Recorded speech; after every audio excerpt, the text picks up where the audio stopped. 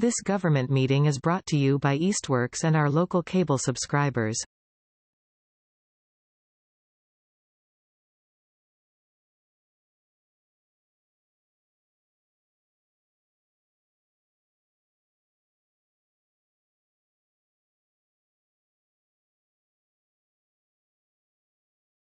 (6:01), I guess we can start it. April 8th, 6:01, we're starting. Got lots of stuff to go over. Lots of exciting stuff. All right, previous meeting minutes. I had sent them last month, March 11th, and then again about 20 minutes ago. I don't know if there's anything to change, edit. Make a motion, we accept as written. Second. Thank you, guys. Does anyone disapprove? Okay. I'm going to be switching screens, so I haven't started sharing yet. So I'll get those posted. Okay, so the RFIs came in.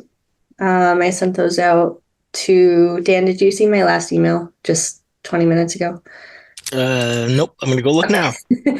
I sent the RFIs to everyone March 29th at around 1 o'clock probably. So I'll get those up. And I myself have not even really dove into them bit by bit. What is everyone's first reactions? Did everyone look at them? Didn't look at them? I looked at them and I did a comparison on them, and I had some things that jumped out at me. Okay. There are differences between the two. Okay. There's no, we can go over this stuff, right? No big deal. Yeah. So South Hadley does not do their own tech support. They do not do their own bill pay system. They have an outsource for all of that stuff, where the G&E has their own internal support system and they have their own internal billing system. Okay. So I don't know. To me, I'm not a big fan of third parties being involved, but I'm just one person. I would much rather have the people you want to deal with, you can deal with directly without having to go through other people. The other thing too was cost. South Hadley had a 6-year build out at $14.5 million. Westfield was approximately 4 years at $13.5 million. And then the only thing neither one of them had in it was the monthly charge for the ISP that the entity is going to charge the town. Then we just set the rates for the users on the end. I know Westfield G&E with City Fiber, when we did the original reach out to them, they said that they charge, I want to say $49 or $39 a month per user is what they charge the town of Southampton. And then we would charge our users whatever we want to charge them. And that would be the profit we make to pay off our note. So neither one of them disclosed what the monthly fee is going to be for the ISP connection once we move forward. So that would be part of what our ROI is going to be if we don't know how much they're charging us versus what we can charge the end users. Okay. Could you repeat the build out plan? 14.5 million, 13.5. And so according to the things you sent out, mm-hmm. South Hadley had a 6-year schedule with a estimated cost of $14.5 million. Yep.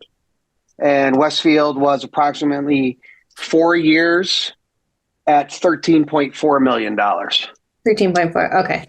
I knew I didn't hear one of whatever. Well, I said 13.5. I rounded up just to make it easier. Yeah, it's 13.4 was the cost according to both of their proposals that they sent out. Okay, great. Thank you. So my question is, can we ask them for what that monthly cost is going to be, or do we have to choose based on the information we had? Because we didn't ask for that in our initial RFI. I don't know what we are bound to do now based on what we asked for. Scott or Chris, do you guys know? Don't quite know myself. Just a quick question though. Is there a way did they further break it down in terms of the poll study? I mean, I guess the question is, do we have to accept?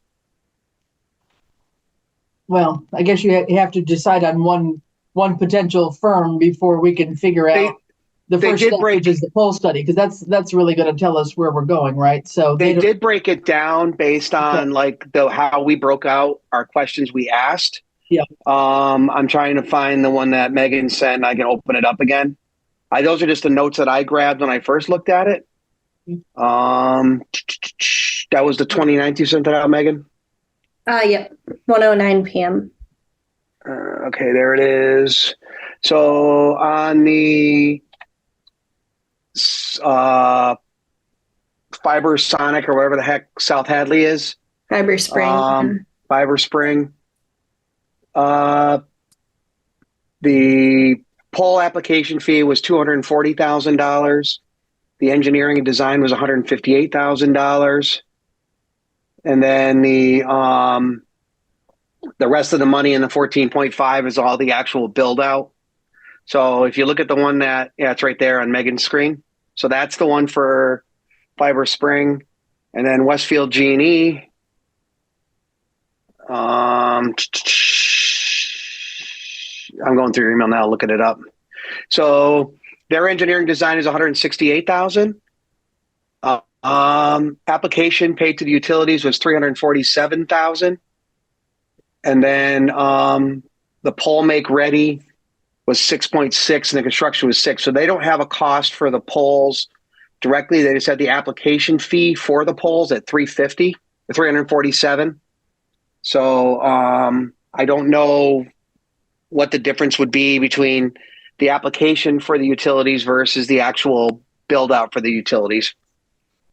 Mm-hmm. So the 347 versus the 240, I don't know what the difference is if they're both the apples to apples. Mm-hmm. It looks like it might be apples to apples only because they itemized it like Verizon, Eversource.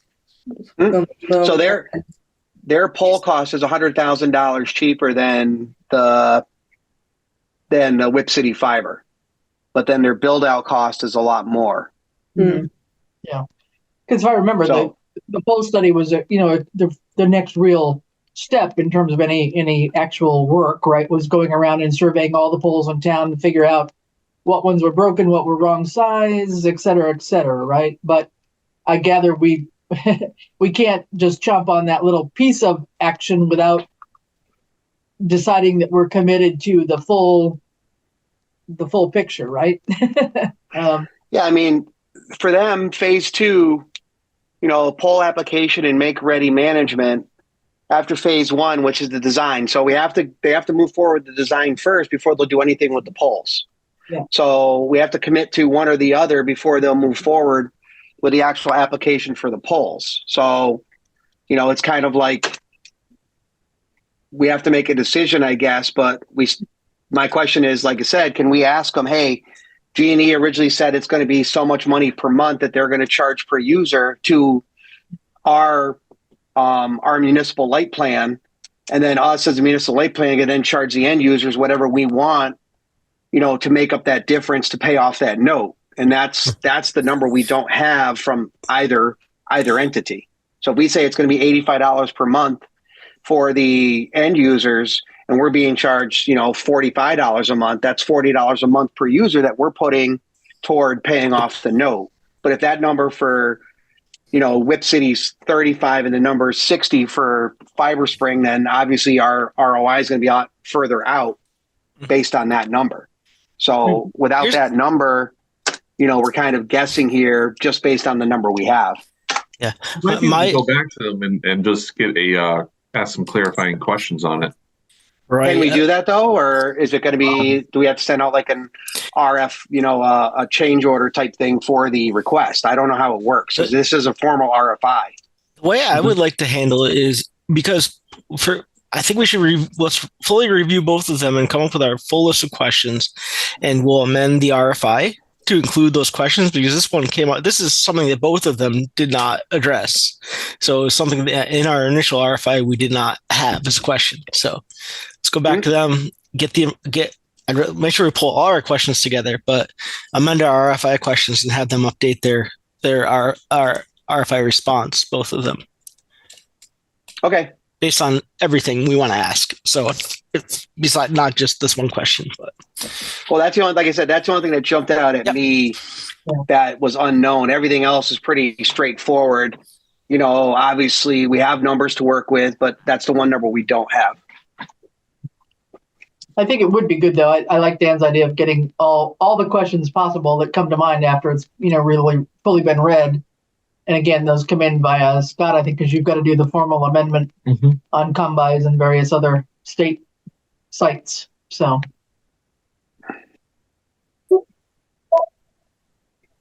So the first question we agree on is, what is the ISP monthly fee / cost to residents? Is that? No, it's going to be, so the way, again, this is the way Whip City explained it to me when I had the meeting with them before we started this, was they're going to charge us a service fee as the municipal light plan.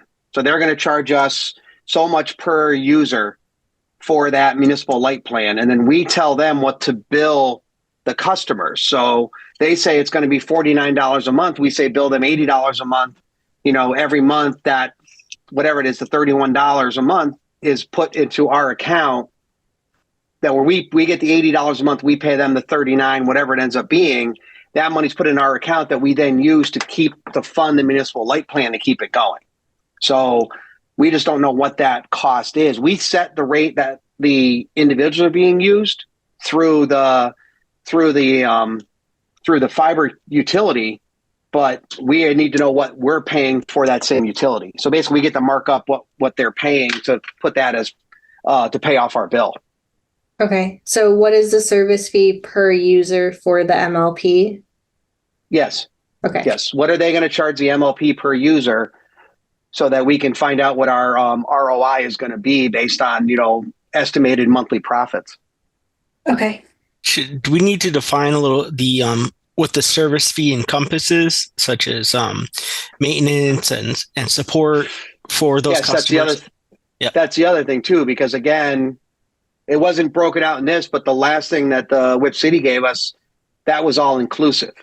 So the technical support, the billing service, that was all inclusive as part of the monthly fee we're paying them to have their service. I don't know if it's the same with FiberSpring versus they're using a third-party entity versus the G&E. So that's the other thing we'd have to ask is, what is the per user cost in total going to be per user that the MLP is going to pay? Yeah, then we can compare apples to apples, right? Yes. Then we'll be able to sit down and calculate how much we're coming up with at first and what our return on investment is going to be, because people in town might ask that same question, So was the when they say 6 years, is that the six-year repayment or payment of that money, or 6-year rollout? The 6-year rollout. So If you go to, Megan, can you open up the timeline chart? Yes. So everybody can see it? Yep. Or South Hadley or? Well, South Hadley is the separate one. Yeah. Westfield was all in that one thing. So It looks like, across the top, it says year 1 through 6. And then you look at the build out, year 3, 4, 5, and 6 is the make ready construction utility poles, the network construction, and then the actual operations of it. So the first 3 years, or the first 2 years plus, is going to be just the engineering and stuff. They're not really going to start rolling anything out till year 3 through 6, where I think Westfield's was a little different. Theirs only went to 4 years, so maybe their rollout's going to be quicker. I'm not exactly sure what the difference is. Let me open up Westfield's. Maybe I missed it. Where's the 4 years? Because right here I see 5 years for Westfield. Oh, I'm sorry, I wrote it wrong. It should be okay. That's okay. Like I said, I haven't honestly had time to really delve into it. So phase 2 will be 6 months to 5 years. I'm sorry. okay. Phase 3 construction was the 3 years. I kind of got those two, kind of split the difference there. And so I see what you're saying. Yeah. So phase 2 would take up to 5 years, and then construction would come within it or afterwards? I'm assuming that construction is going to come within it, but I'm not really sure. Okay. So make ready costs for utilities can begin coming in from anywhere from 1 to 3 years. During this time frame, Genie will engage in the review of the costs and begin the negotiating and challenging the cost of work. Once agreed upon, we'll pay utilities for the make ready work based on experience, towns, blah. Okay. And then South Hadley. It looks like the licensing part's the problem. It looks like 3 years for the licensing because the license to attach to poles beginning in year 3. Right. So if the licensing gets done quicker, it'll get done quicker. Yeah. So this document I did not appreciate. no, it's very hard to read and follow. Rather. If I recall the presentation that each of them had done way back when, they were they were definitely talking about a rollout time that was going to be somewhere in that, I think, around a 3-year time frame, if I remember originally. But it seems like in order to give us some pricing, though, don't they still have to do the sort of the survey of how good our existing poles are? And right. Where is that? Is that like in a mini phase 1 or that first 6 months or something? I mean, they made it sound like it was a drive through town evaluating every pole and determining, then going into eventually, going with Verizon and Eversource to, get the permission to move the lines and blah, blah, blah, add their line. But Chris, sorry. In the Genie one, the timeline, phase 1, engineering, design, and field service commence within 60 days after contract execution. The time frame for this typically 3 to 6 months from start to finish. During this process, all plant miles, poles, and passings are captured. So in that initial 90-day window, they go out and get all the information for the poles. And then phase 2 is they do the application based on the pole information. So I guess what you're asking is at the Genie level, the first thing they do is they do the pole evaluation. Once that's done, then they anticipate and do all the applications with Verizon and whoever else to get permission to put on the poles. So and that's probably what takes a lot of that time, is getting those permits back from those two. That's utilities. What they're saying. They're saying it could be 3 years for the permits. So that's the window there. But once that 3 years rolls out, then they're looking at, phase 4, they're looking at the first people would be on fiber 4 years from time the contract's executed. So a year after the licensing, they should be able to actually have people on the fiber. In 3 years for the whole bill that it looks like. And again, depending if they've already put this in the proposal somewhere, one of the questions maybe to ask is what is the what's the minimum threshold or whatever of households that need to subscribe to the service to break even? That goes back to that. That goes back to what is the cost going to be and what are we going to charge? Because obviously, if their cost is 50 and we only charge 60, our break even is going to be a lot longer than if we charge more or they charge less. Right, but I think they have to determine out of our 2,800 households in town, what percentage are they going to build their model on and their costing on in terms of how many of them might sign up for this service. Not everybody will. They're going to do the build out no matter what. But what's their percentage that they want to be able to hit as the minimum number of subscribers, I guess? Maybe it's in their proposal. I haven't read it, but it's not in their proposal. But again, in the one that they handed us, 6 months ago, they had all that broken out there, and they estimate that it's going to be, I want to say 30% up front. And basically we as the MLP have to get that information. So we have to send information out. Hey, who would be interested in doing this. And they said you can make a game out of it. Like the most people that respond would get first type of stuff. But yeah, there is a minimum that they're going to expect. Otherwise, it's not going to make it worth their while or our while to do it. Because we only get like 10% of the households to sign up. We're never going to be able to make our loan payments. Yeah. So that was in their initial one that they sent after I had the meeting with them a while ago. Yeah. But yeah, we can ask for that again, because that's probably the same question is, what is the monthly cost going to be? And then what is the minimum number of households you're going to need to make this worth everybody's while? I think that should be another question. Yeah. Maybe not worded that way, but something along those lines. Yeah, I think it should be in this package, because this became, in spite of all the various meetings and discussions, which is great, this becomes the official document that anybody would end up referring to. So I think the more we can fold that, even if it's an old question, have them reiterate that, it wouldn't be a bad idea. Art, you've been quiet. Can I call on you for your thoughts? I've got some. I'm sort of in a hard place on a lot of this. I'm worried about the future, and I think the future is not this way. I see more distributed, local type, on the pole type stuff,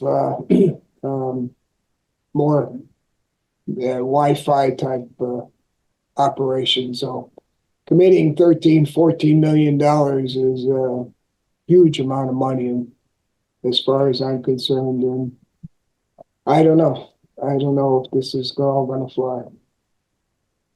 I think what you're getting to, Art, is if we're as a town, I think that we would want to pursue some type of grant from the monies that's available from the federal government and the state government for this type of activity. There's a lot of talk for funding for this type of thing.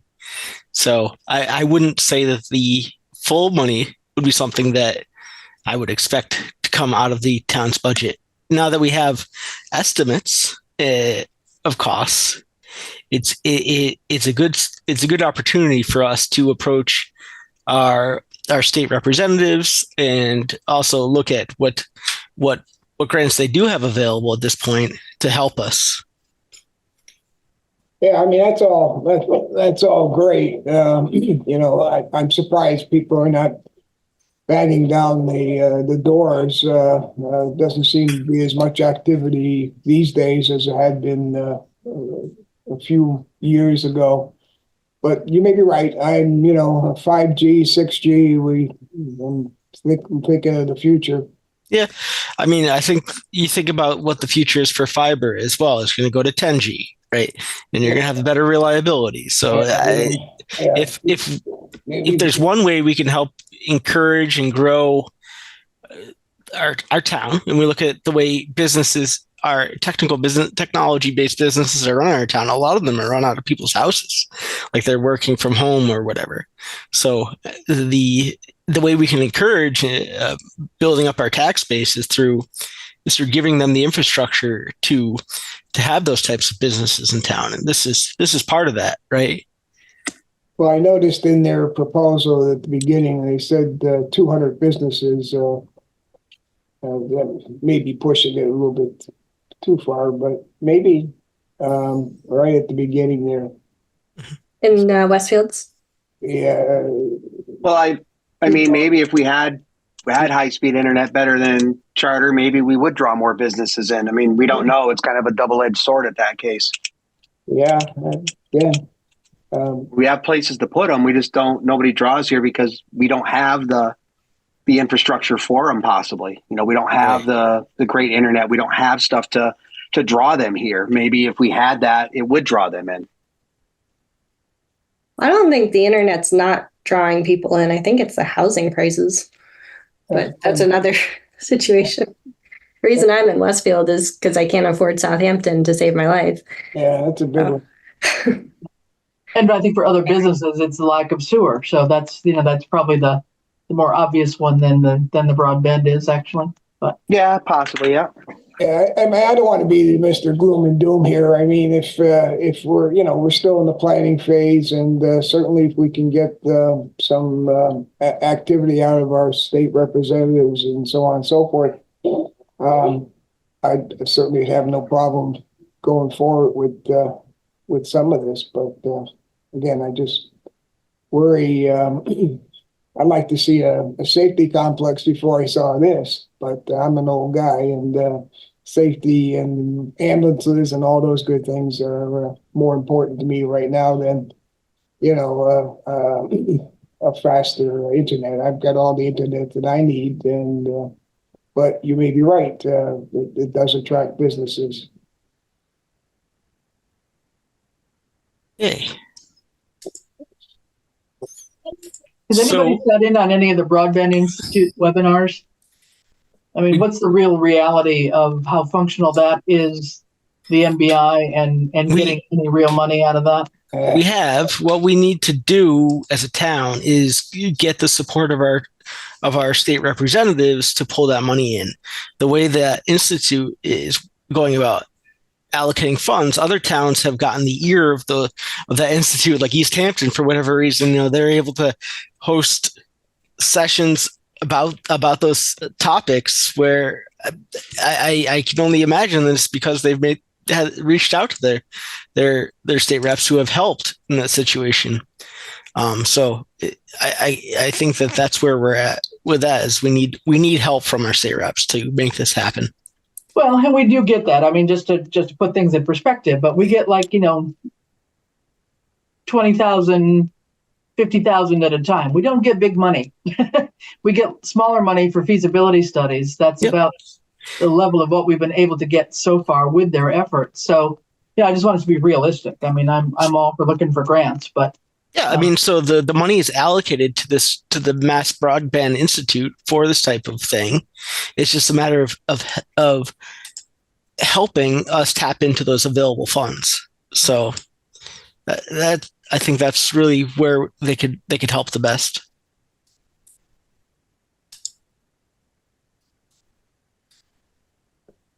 So if you would like, I can reach out to them, or I think it should be more of come from, I would think, maybe the town administrator or select board or somebody. But I mean, I think until we really know what we're doing, I think we don't want to reach out and not know with a plan in mind what we're talking about yet. So I think the next step is really to get all those questions together and go back for some updated information from both of these two guys.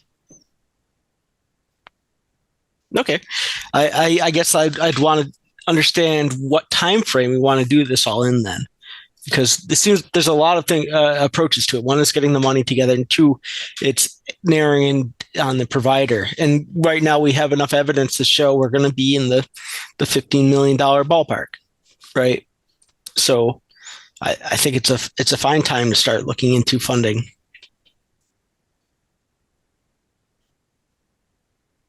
Do these questions reflect what we talked about? I think there's more as well. Okay.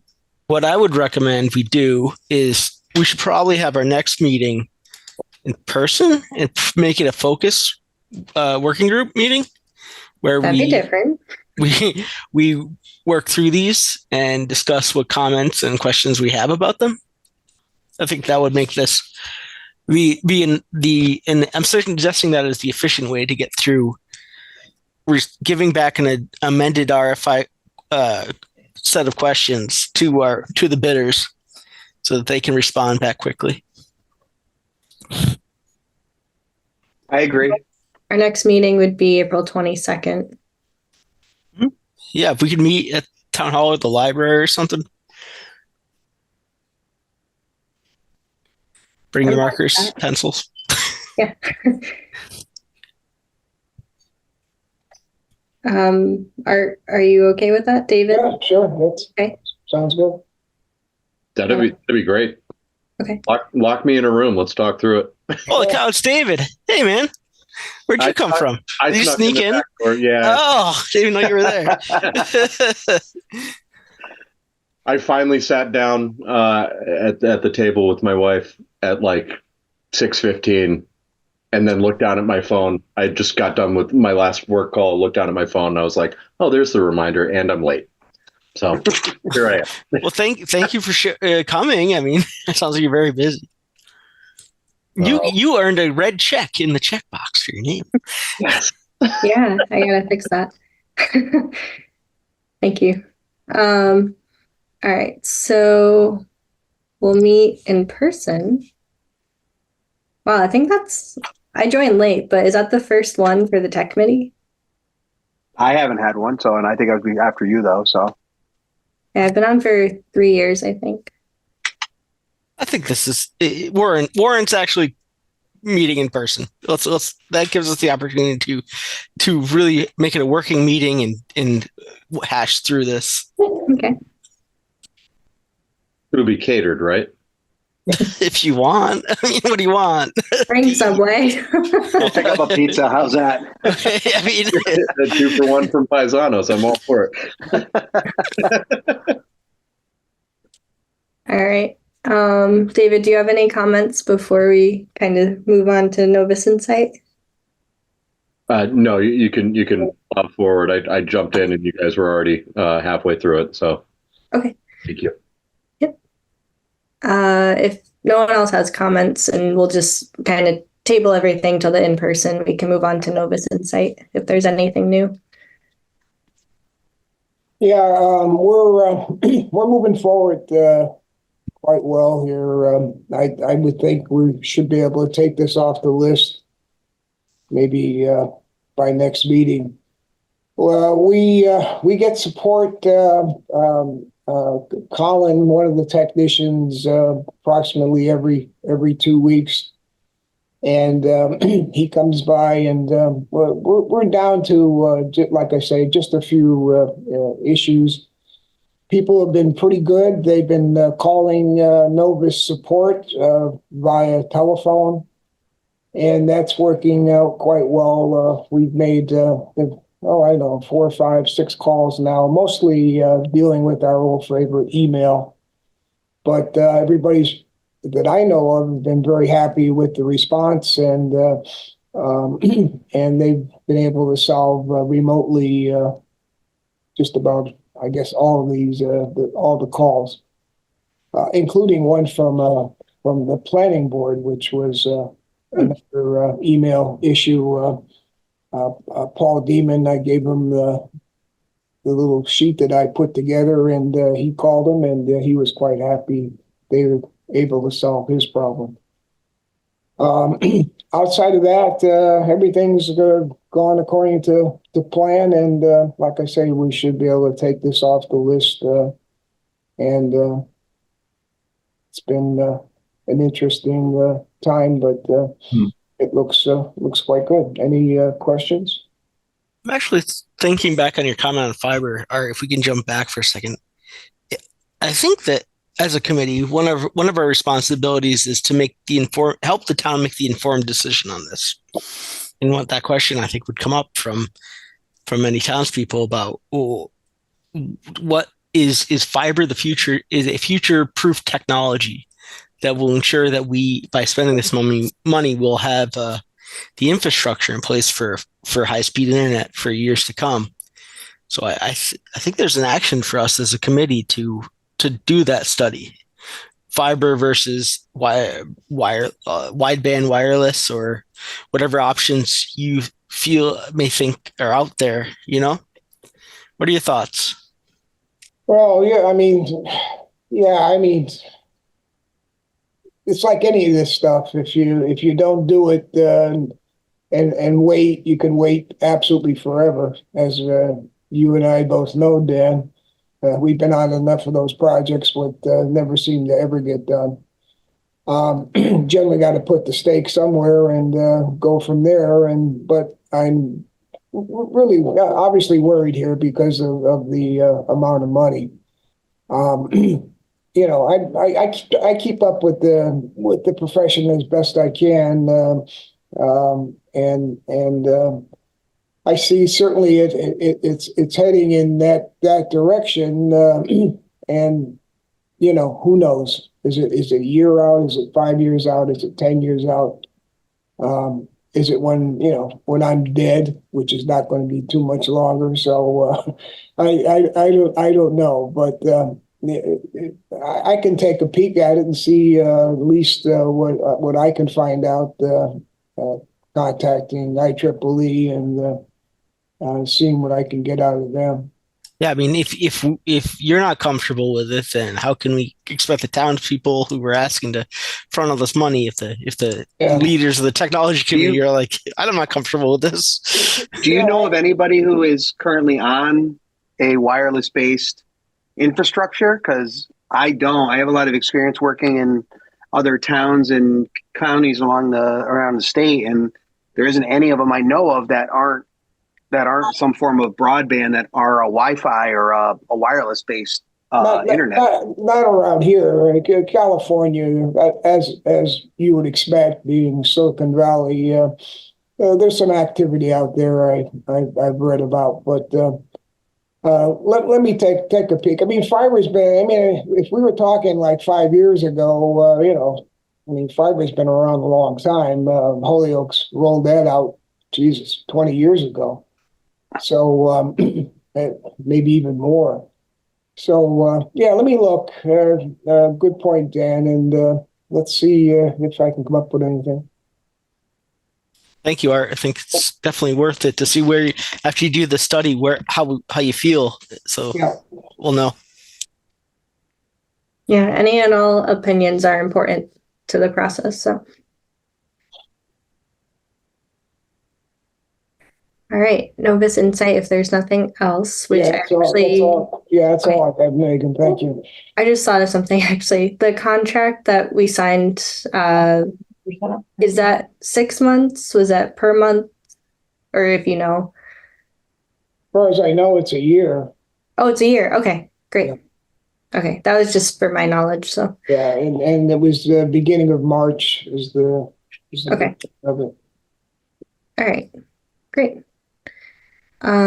David, you're up for phone system. Is the auto attendant set up?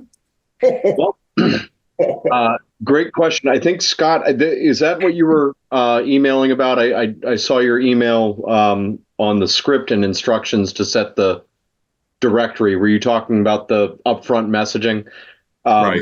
So you get a mixed answer on that because I don't know what the script had been set. That was something that Ed was working on. I believe he had the script finalized. He had somebody at town hall who was going to record it.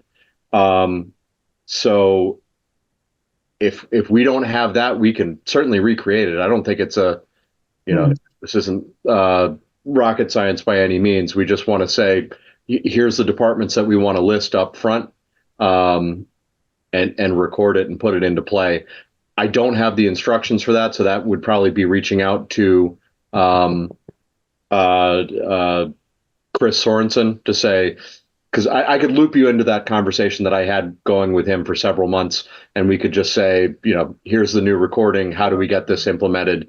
I think he had all the steps in lined up. We just needed the recording to put that into play. I don't think it's something that you would be able to configure the new call flow within TPX. I could be wrong, but I think that required some engagement from their support team. Hey, David, this is Chris. I can guarantee you that the recording never happened. Okay. So we can't even find the script right now, I think, is part of the problem, right, Scott? That we don't know what the script is that Chris Sorensen may have given to Ed. So I think we probably do need to just loop back to Chris and say, whatever you provided, Ed, could you please resend it to Scott? Yeah, and I don't know that Chris provided that to Ed. I think it was TPX. I think it was Ed saying this is what the script is going to be. It just needs to be recorded and then added to the system. So let me do some digging in email. Worst case scenario, we just say this is the new script. We'll get it recorded, Scott, whether that's you or somebody else. But I think we need any ability to record it, probably as like a WAV file. They may change the file format, but that's something that TPX will handle. And then they just need to configure if you push 1, it goes here, 2 goes here, et cetera, et cetera. So. Yeah, because I think right now, if somebody calls town hall it'll ring at Judy's desk for like 10 calls, 10 rings, and then it transfers over to Scott or his phone, and that's still Ed on that phone, so we can change that part. But there really is, what I don't know is if somebody called and wanted to, nobody knows how to get to anybody else's extension, to my knowledge. Yeah. So I'm thinking that all the calls kind of default to Judy and Scott, and I don't know if that's true, but anyway, it's not user friendly at the moment. So we definitely need to just pick this up from wherever it got lost and see how we can get it done in a hurry. I just don't think that's rocket science to have gotten this recorded. I don't quite understand where the holdup was, finding the right person's voice or getting the message itself as to what needed to be said by Joe Schmo off the street. I have no idea where the where the biggest problem was. I thought it was just even getting the message itself to be recorded. And I didn't think that Ed created that message. I thought somebody gave him the standard template of something to record, but I could be wrong. Let me dig it up. I'm back. Wow. We just passed a 1-year anniversary in my inbox on that conversation. So let me forward what I have from the last thread, and let's get it recorded and uploaded. So Scott, I can work with you. I'll forward this over, but then I'll work with you to make sure we connect with Chris and get that into play. That was good. Thank you. You got it. Thank you, guys. I don't know if anyone caught, I did have the emoji in the phone system category because at that point I didn't know. I got rid of it. It's not formal. All right. Brainstorming and discuss other future topics. Library conference room upgrade, senior center, council on aging, internet Wi-Fi connection. There is another one that was brought to my attention that someone may be able to help with. Connectivity to the town server, and then solar, community solar, and then Dan, I'll let you talk about your ideas too. So first up, library conference room upgrade. Is there anything to talk about anywhere for that we have a place for?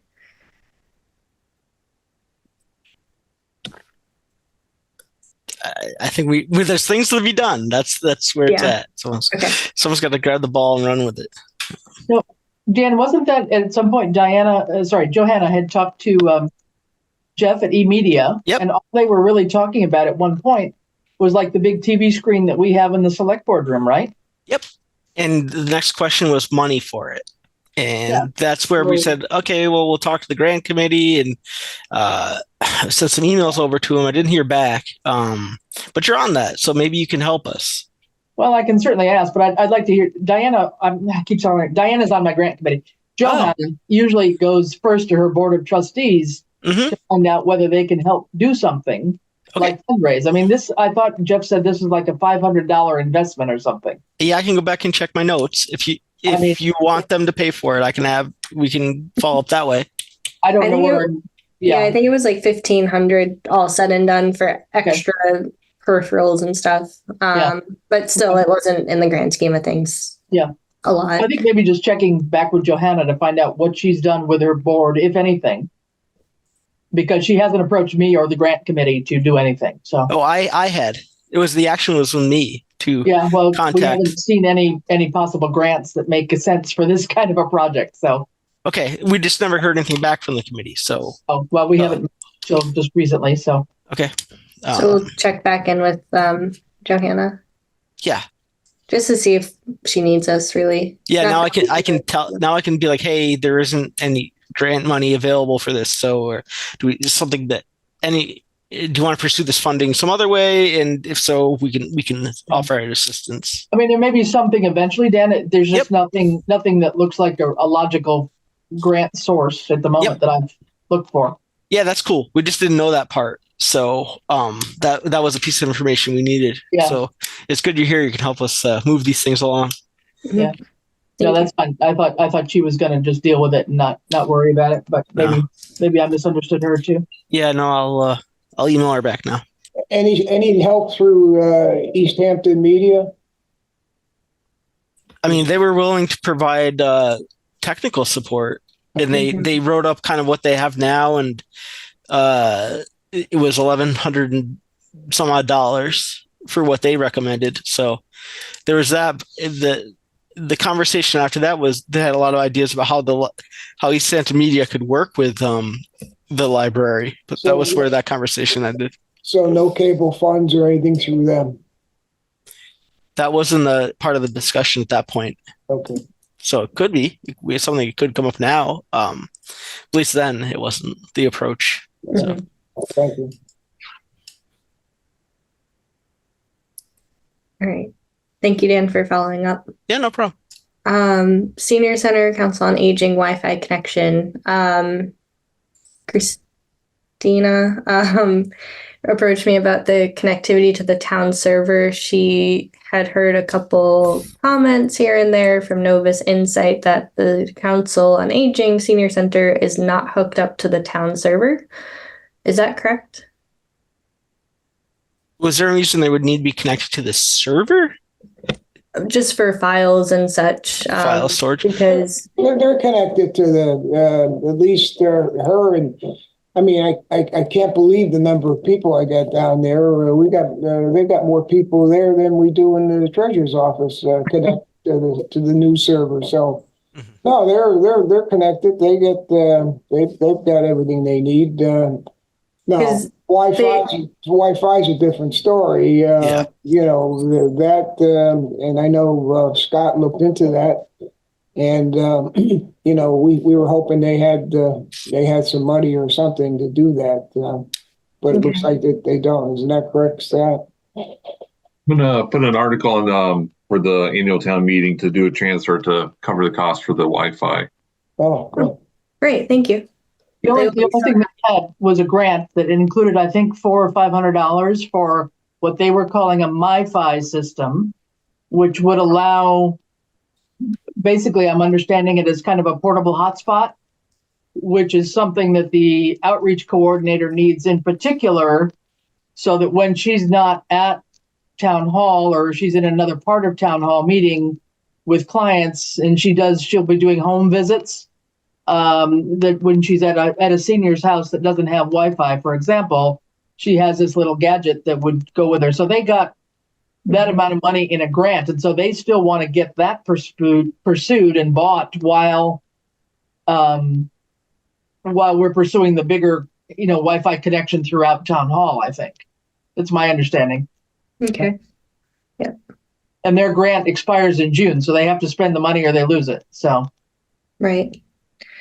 So where the connectivity to the town server came in is that she had sat in on a meeting where like all the town heads were there with Novus Insight, and she was told there that, she doesn't have to worry about it because she's not connected. And then she had brought Novus Insight into her office and said, like, can you just show me where to store files now that we're on the cloud, such and such. And she got the same answer of, don't worry about it, continue what you've been doing because you're not connected. And so she approached me and I was like, I'll bring it up at the next meeting. And the next meeting I had to cancel. So I brought it up now. So. Interesting. Go ahead, Art. Sorry. Yeah, I mean, this is, maybe I should put a whole lecture series together here. But, she's got 365, Right. That is what's screwing her all up, Yeah, I mean, she goes straight to the cloud and so on and so forth.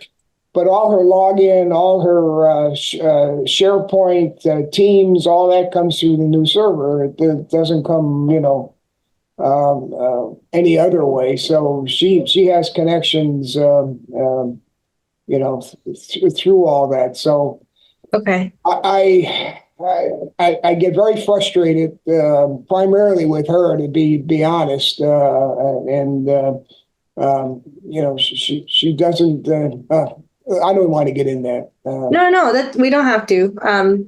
She expressed frustration on the flip side, not with you, but with Novus Insight telling her that, don't worry about it. Well, that's shame on Novus. They shouldn't do that. And number two, I have no other complaints from the other three folks over there that are hooked up. So seems to have the only problems there. So and she has a lot on her plate personally, so that could be contributing to it. She has what? A lot of stuff going on personally too that she hasn't been in and out of the office. I understand that, but Can I ask a question? So if you guys are also, I don't want to interrupt. No, that's fine. So did you say that they have like OneDrive or SharePoint? Because overall, I would hope that we're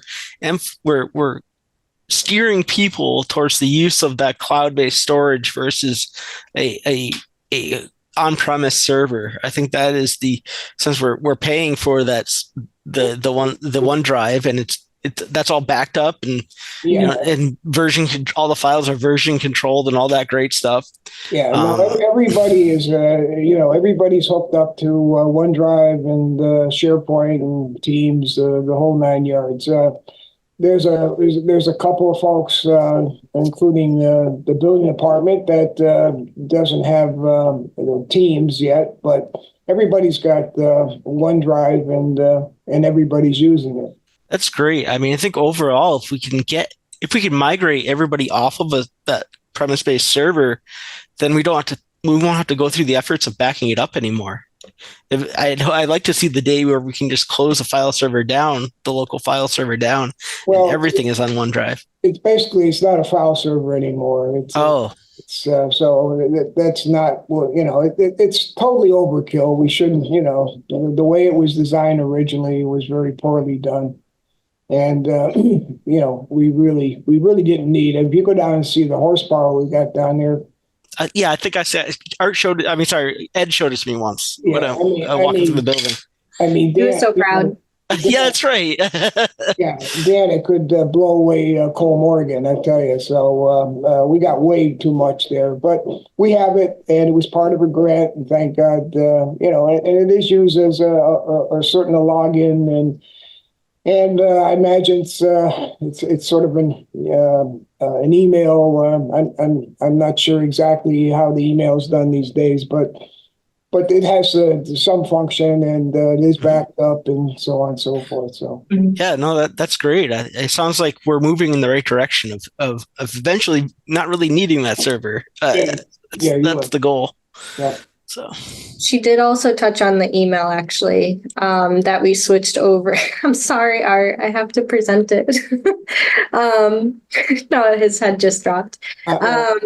So because we switched over to the naming convention of first initial, last name, or I think it's that, rather than like what we had that when someone new comes in, they take over the COA director just specifically for her. Because now she's checking 2 email boxes. People have COA director ingrained in them from 5 years ago, whenever it was set up. So people aren't, like, the public isn't trained to send it to C. Johnson, I think her last name is, I'm not sure. But her name at Town of Southampton. And I think that might have been my error. I sent it to TA admin for the last meeting setup, and I don't know if it ever got to Judy. So now I'm sending 2 emails. So I don't know if anyone could touch on that, because I don't remember how it was decided for that. I think everybody's checking 2 mailboxes, basically. Okay. Yeah. It's just not that efficient to be checking 2. Like, it should have been fed to 1 or not changed at all or added aliases, in my opinion. Well, maybe, but the point is that you have your local, yours, and in case you leave, we still have the departments, and the department stays intact. People from outside and such should be using the department, and the local is local. You've got to be careful when you respond and so on and so forth. If it's company stuff, you better be using the department, and if it's basically local within the building, you use the local. So that was the intent. Okay. And it's a pain, and everybody's bitches about it, but if you think about it, it's not a bad way of doing it. And so big deal. You got to check two emails. Everybody's checking Gmail. Everybody gets charter and so on and so forth. So it's hard on some people, but that's just the way it is. So I understand that. Does that mean are we paying for two accounts for every person in town hall? Or? That was my question too. And then the longevity of like keeping those emails, because by town law, don't we have to keep everything for perpetuity? The file retention rules. Remember at one point we talked about writing that guidelines. That was ages ago. Oh yeah, about how many years they had to be kept and all that good stuff. So it doesn't have to be to perpetuity, but it has to be defined. So it's like every other thing. Yeah. But so again, like, do we pay continuously for that undefined time for those licenses? Because are we paying too? Yeah, that's the real was question. My question when you brought it up to me. I mean, it's our email system. It's we're not paying Bluehost or anybody like that. So this is all part of Microsoft 365. So as far as I know, it's one fee, and that takes care of it. Okay. So we can have as many emails, addresses, and accounts as we want for one fee? Yeah. I mean, we've got, every board and you name it. There are, I don't know how many are hooked up to this. So. Yeah. But not all of them have the same level of access, right? Some people don't have a SharePoint. Some people can't use Teams. Some people just have an email address. It's like different tiers. Yeah, right? That's correct. Yeah. So like a lot of the committees, guys, right? To my knowledge, it's only the chairs of the committees that receive the town email. So like, FinCom at townofsouthampton.org, the chair of finance committee gets it. Right. And then it's up to her to be checking that email and forwarding stuff to her members, which I guess at some point, Art, you might know, apparently there was a way to get that email, but then have it forwarded. Maybe that's what Paul Deeman was doing, getting the planning board email that way, but then it automatically forwarded to his personal email or something like that. So then it became something that it automatically landed in his box rather than having to go access, planning board at Town of Southampton or something. I've heard those kind of complaints from people, not complaints, but just comments from people about, I keep forgetting to check the official mail because it used to come to my mailbox. So I'm not sure how that worked. That could be. I've not heard that, but Paul seems to be pretty happy now. He was the only one that I've seen complain about an issue. He was trying to forward, I guess, company email to a outside to somebody else, and it kicked it out. So he had to do it. I'm not sure of all the details. I know he got in touch with Novus and they straightened it out. I think part of that was though, because I kept telling him your town email, doesn't seem to be working, but I think it was going somehow to his personal email, and then when he would try to forward it, he couldn't forward it from his personal email. So something along that line. But I know a couple of people would like to understand that better. I think because they aren't routinely as chairs checking that email. They're used to getting it in their own Gmail or something. I think, but yeah. If you can forward Chris to have those folks forward to me, I can get the answers for them. Okay. Does tech committee have an email? Pardon? What?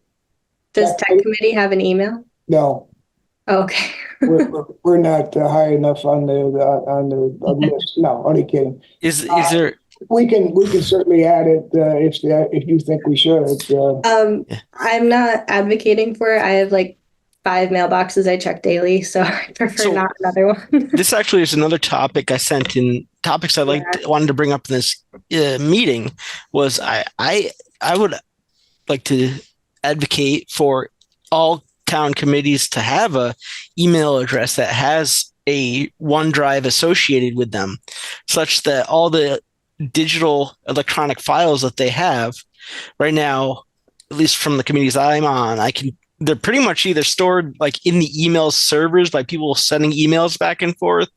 Perhaps they're saved on their the chairs are just being diligent and backing them up themselves. But there's no policy or method right now for committees to be holding all the PDFs and all the attached files they get for all the meetings we have anywhere. And I would think the town would be in a better place to spend the money to have all the chairs of the committees have email addresses that had the OneDrive as well as the Microsoft Teams, so that they could host meetings like the Zoom meeting without having to have the shared Zoom account, where we run into the problem of conflicts of multiple meetings or not having it set up ahead of time correctly because of communication errors.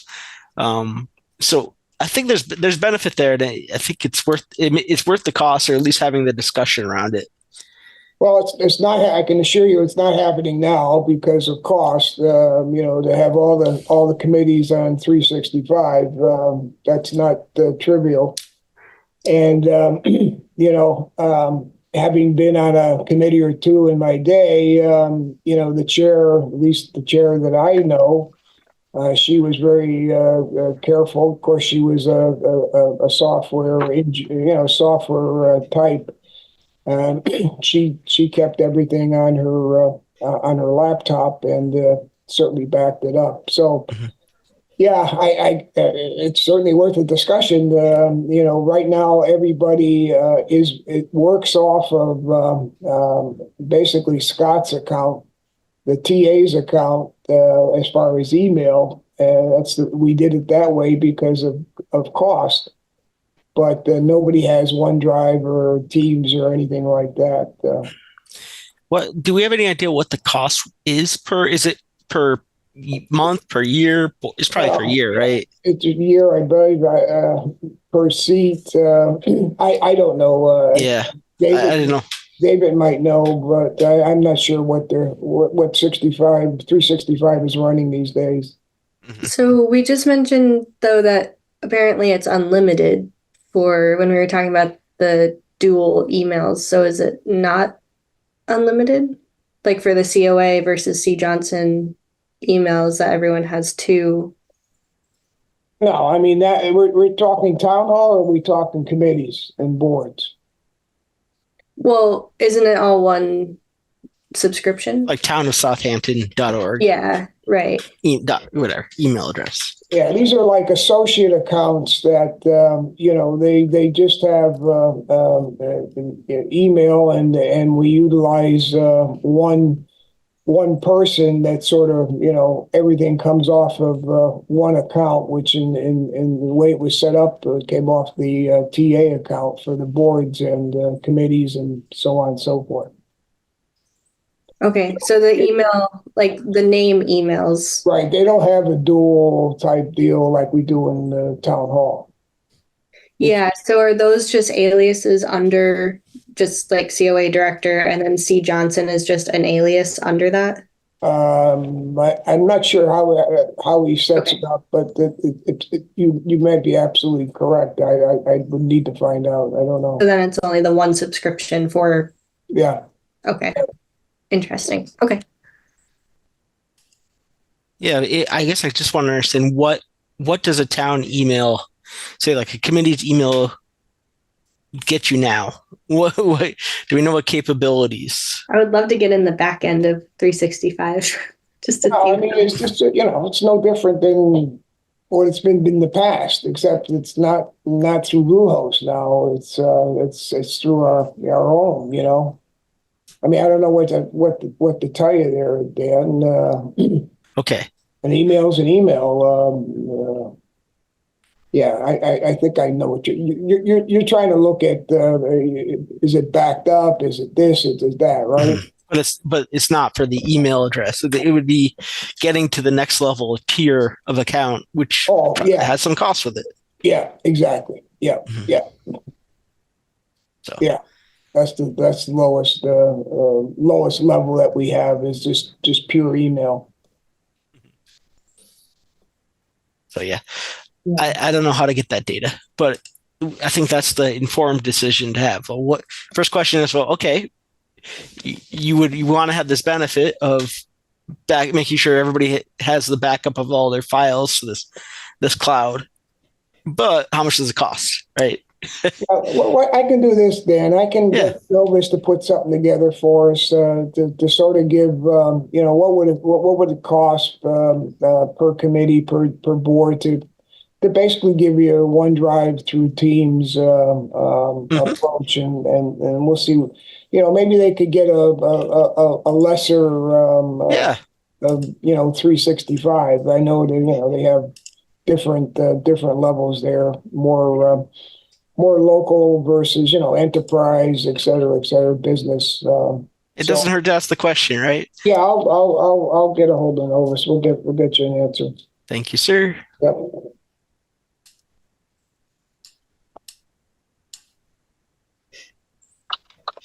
Dan, you had other ideas too? Start writing some policies about IT too. Any specific policy you wanted to start with, or just to get the conversation going? Don't know, but one of the things we're going to be doing sooner rather than later, we have a grant now that we've got 365 set up. We had a whole cybersecurity grant that we need to get some training going in on that. That was kind of I'm forgetting exactly how it runs, but it was one of those best practice grants, I believe. And we had a certain number of seats that we reserved, and they or the town administrator somewhere, it gets managed by the town administrator, I think, to periodically send out emails that would be possible spam or phishing or whatever else. And, just to test how well people are, being careful about cybersecurity issues and so forth. So we have a grant we need to get working on now that this is set up in place. And so, that may lead to some policy development thereafter. I don't know. Excellent. All right. I have that down. Dan, you had other ideas as well for. Yeah, I guess that kind of gets through the previous discussions, right? So. Sure. What's that? You talking to me? Yeah. Yeah. Hang on. So I'm going to pull that up. Okay. But I was just asking if we got through everything else about that. Oh.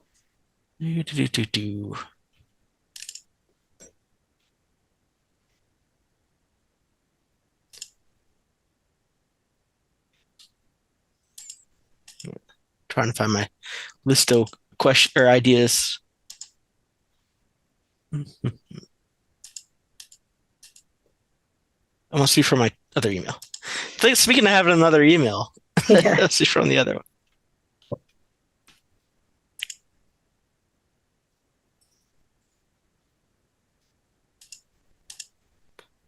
one. I'm not seeing it right now. Give me a minute. I'll keep looking. Okay. Do you want me to open it up? Oh, yeah. If you have the email, okay. that would be great. Share your screen.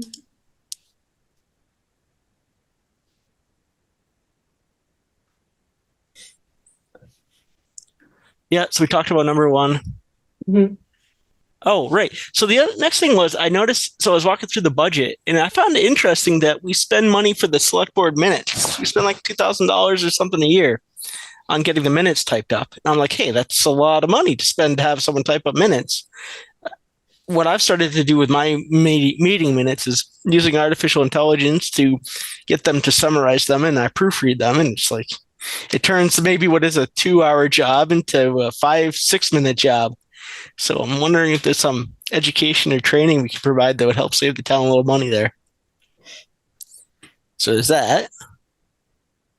Oh, so one of the initiatives the select board has is to be, I forget what it's called. It's like I think the word is like green town, or have some initiatives for reducing our carbon footprint. And every meeting we have as a select board, they must print out 100 pieces of paper per person. They give us this big pile of paper, and I'm like, that just seems counterintuitive to being a low carbon community. It's got to be costly too to print out a ream of paper every meeting.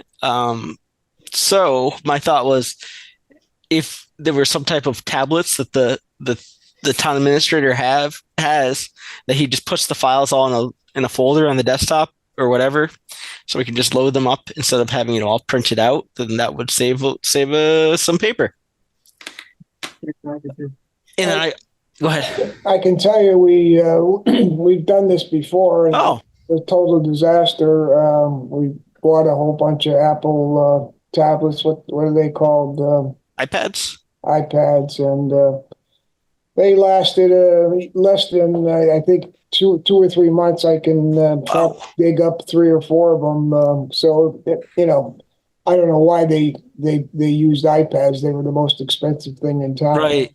Mm-hmm. Tablets are so cheap today that that's probably a good idea. I think it's an excellent idea. Yeah, and you should have received a invitation to a shared folder today. In your town email. I'm looking at it now. It was just a little test I did to see if it worked. John was able to get in. Chris was able to get in. Shared folder. Boom. There it is. Mm-hmm. Yep. There's nothing in it yet, but Open share. See if it works. Look at this fanciness. This is great. Yeah. So Scott's catching on there. He's getting us much more IT savvy than we've ever been. So yeah, weeks. So that gets Scott. That I don't know if you heard what I was saying about just the amount of paper. We print out. And we've been talking about that. So that's okay. Cool. Yep. Yeah. So we're all on the same page there. That's great. No doubt. So yeah. I guess the thought is to close that one out is you'll put the files in this folder and people will be able to view them that way. Is that? Yeah, and it'll be nice if we have to edit stuff, but it's essentially a shared folder for all the select board members and the TA's office. And depending on the membership, some people still might want paper, but I think the default would be electronic. And then if someone really wants it printed out, we can print it out for them. Very cool. Yeah. Okay, great. Let's consider that one closed. It was closed before it was opened. Good. And then I asked about first. I didn't notice that there were 2 quotes in that one thing. I thought there was 1 quote, so that's just me being dumb. No, that's okay. I saw 1 and I was like, "Where's the other one?" Oh well. So back to the select board meeting minutes. Just throwing it out there. So every committee and board takes their own minutes. How come the select board doesn't? Yeah, I think it's just sheer volume and length. It's it also depends on how detailed you want to have your minutes. The good thing is everything's recorded for most part and it's online, so the actual meetings are available. So the discussion is how detailed do you need your minutes?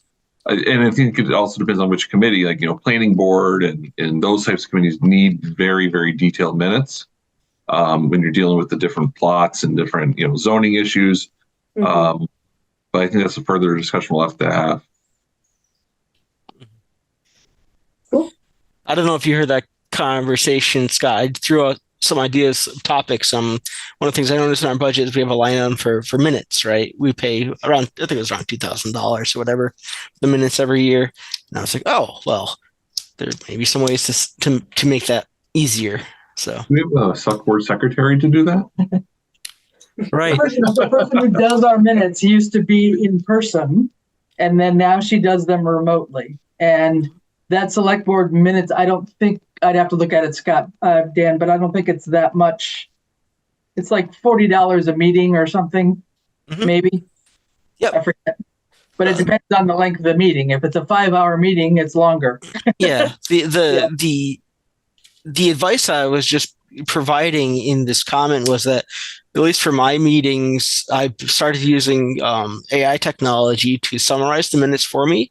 And then I can just proofread them. And it's turned what's maybe a 2-hour activity into a couple minutes. So maybe some training that this committee could provide on ways to reduce the workload. So perhaps we've tended to always have very detailed minutes at select board, though.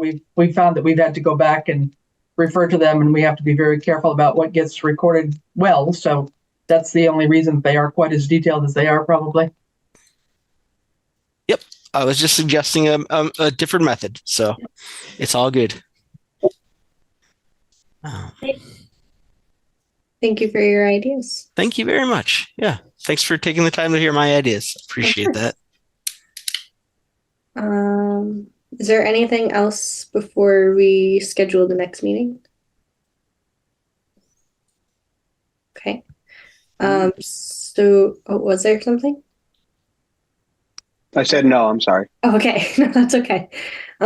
So for the next meeting in person, no one has anything scheduled for April 22nd. Do we want to meet on the second floor meeting room, first floor? The second floor has a round table, so that's a little nicer for if it's a working meeting, assuming we're going to be working through the document. So, okay. And being that is in person, do we want it still at 6 o'clock? Sorry, I didn't hear that.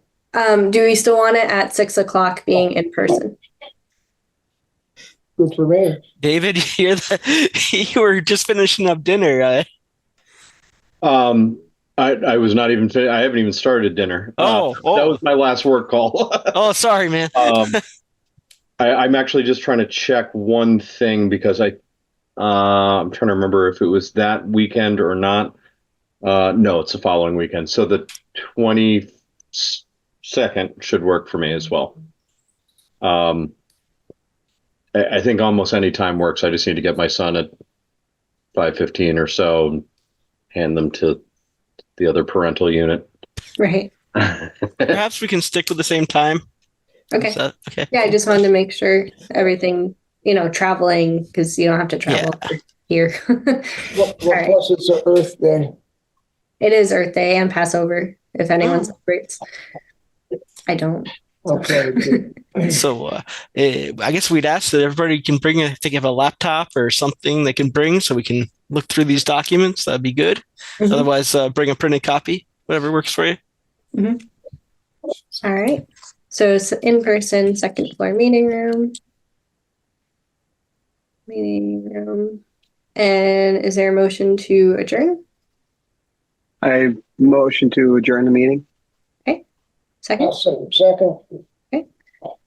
Does anyone disapprove? 7:18.